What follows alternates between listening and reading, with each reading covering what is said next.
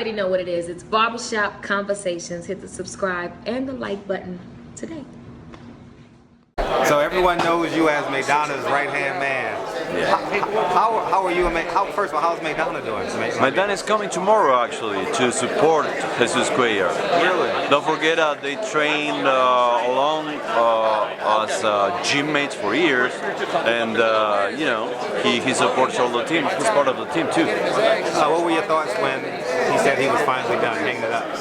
When what? When Maidana was hanging up, retiring. We kind of knew that he was not in the mood to keep boxing, so it didn't take us by surprise.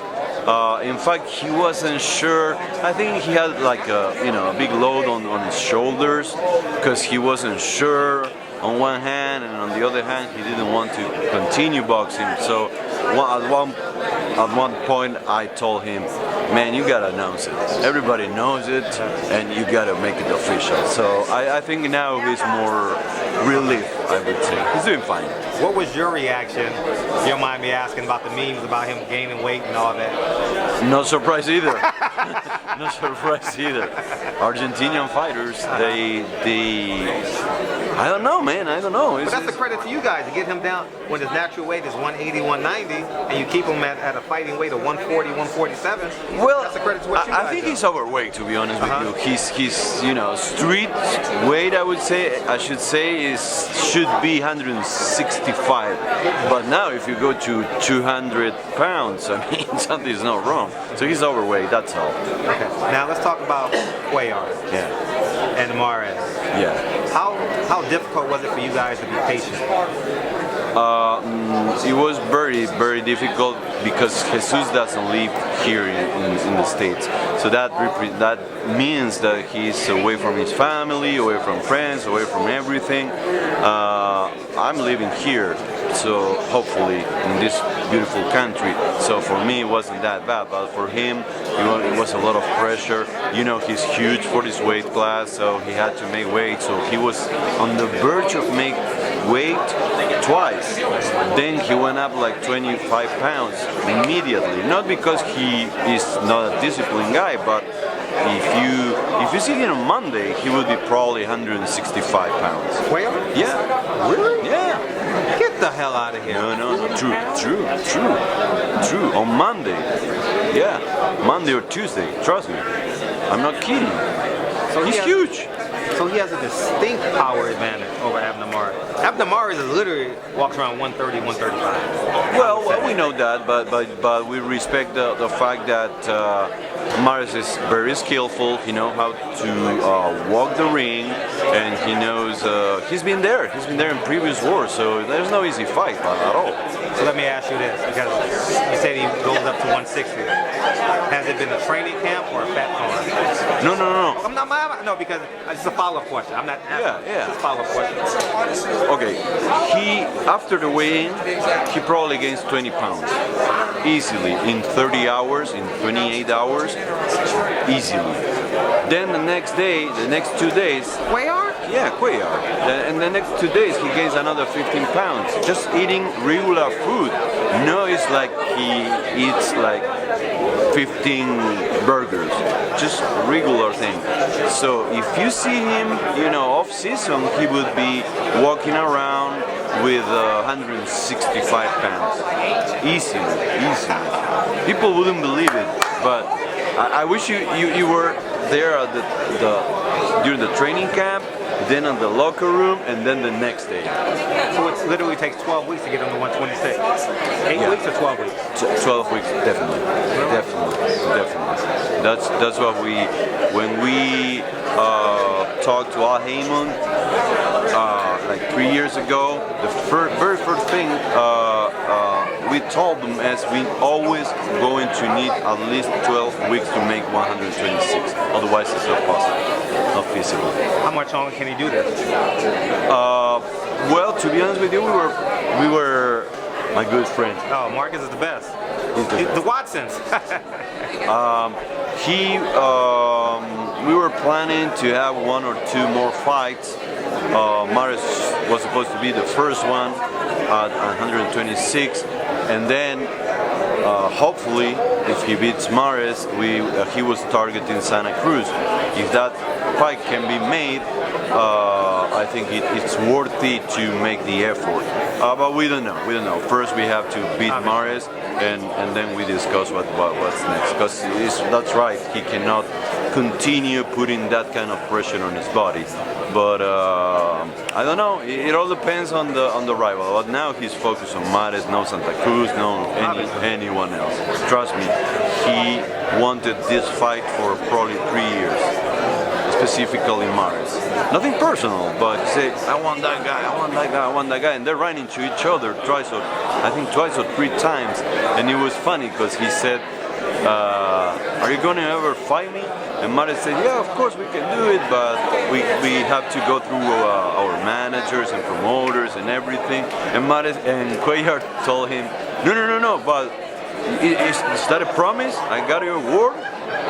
And we were laughing on one hand and say, hey, Jesus, come on. But it's that kind of fight, so it's a real fight. So you're a full-time manager, part-time stylist?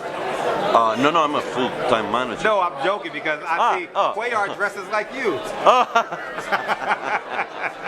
Well, that's good. I really like the way he dresses. Little tips. But he's learning fast. Like just like Maidana. The problem with the Chino is he needs a new wardrobe now. He does. Or sweats and a t-shirt. Yeah, exactly. 20 sweats, 20 t-shirts. Exactly. But what are you gonna do?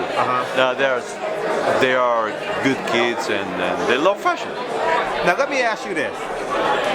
What were you thinking when Maidana hit Floyd Mayweather and knocked his tooth out at the end of that round? And what were you thinking? Because he didn't see it. Did he see it? Because he turned around like, what happened? But it was just by the end of the round, and then I think Kenny Bates was the referee. Always. He kind of stepped in and just to make sure nothing happens. And we knew he caught him with a great hand, but at the same time we knew that has no time to finish his job. So it's the extra luck the all-time greaters like Floyd has. Because if it would have been like 30 seconds before and in the middle of the ring, that's a different story. He should have dropped, of course. But it was on the corner, so he shook like that, and the ropes refrained them. So, but what are you gonna do? Floyd's the best. That's it. Talk about dealing with Floyd Mayweather. What was it like? You probably got to spend 6 months with him because you had 2 fights. Talk about that relationship with Floyd Mayweather. Floyd Mayweather, I think is a difficult person to describe. We really don't know each other much, but one day he's very smart, of course. I'm not discovering anything, but one day it's like he is looking to hurt you with words, and the next day he's praising you. So it's disconcerting, and I think it's part of his strategy. But definitely the brightest and smartest guy we knew. And he has control over everything, or pretty much everything. Even when he looked distracted, he's looking and he's overhearing. That's our impression during those 6 months. But it was a pleasure, of course, facing him. I think Maidana did a wonderful job, especially in the first fight. And you believe he won the first fight? Yeah, no. Well, I mean, it was a very close fight. I mean, close fight, but we knew probably a draw would have been a fair result, but no complaints.